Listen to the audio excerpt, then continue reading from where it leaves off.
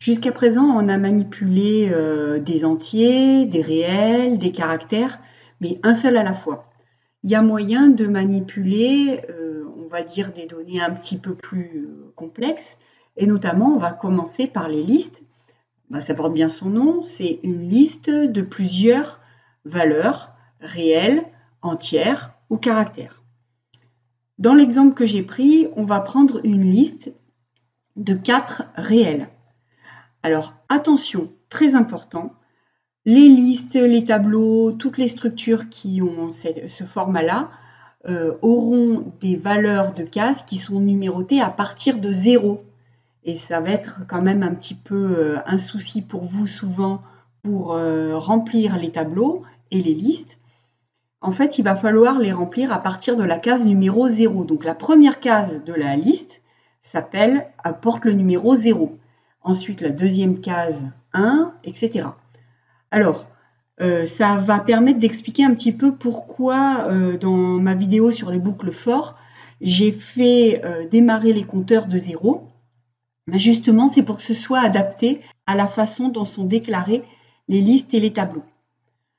Alors, comme les listes contiennent un certain nombre de valeurs, on a besoin de boucles pour les remplir, ou pour les lire, ou pour les modifier.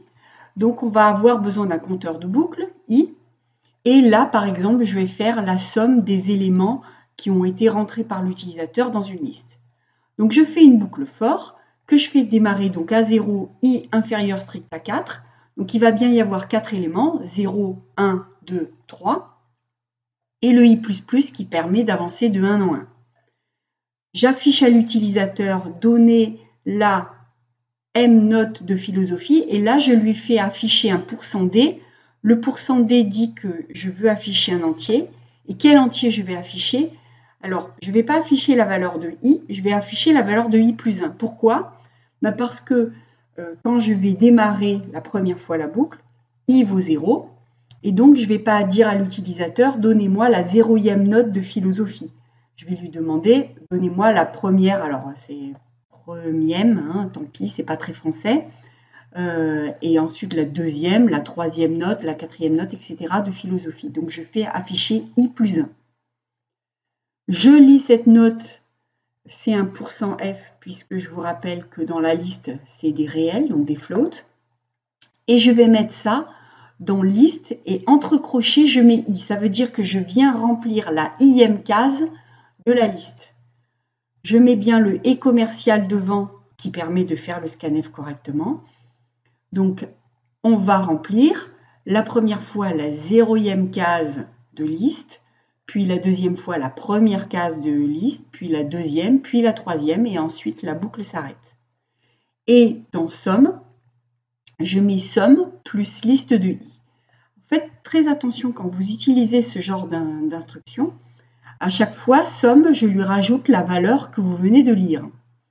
Mais si cette valeur n'est pas initialisée, si dans somme vous ne mettez pas 0, comme c'est une variable quelconque, elle contient n'importe quelle valeur. Par exemple, 6263. Donc au lieu de démarrer de 0, vous allez démarrer de 6263 à laquelle vous allez ajouter les valeurs que rentre l'utilisateur. Ça veut dire que votre somme va contenir n'importe quoi. Donc n'oubliez pas quand vous utilisez une variable de bien l'initialiser, lui donner une valeur au départ. Comme liste, c'est l'utilisateur qui rentre les valeurs, vous n'avez pas besoin de l'initialiser. Mais somme, comme c'est une variable qui est utilisée par le programme mais qui n'est pas rentrée par l'utilisateur, vous devez bien l'initialiser au départ. Et ensuite, après toutes les instructions qui sont répétées par la boucle, vous pouvez faire printf, la moyenne et somme sur 4, puisqu'il y avait 4 notes.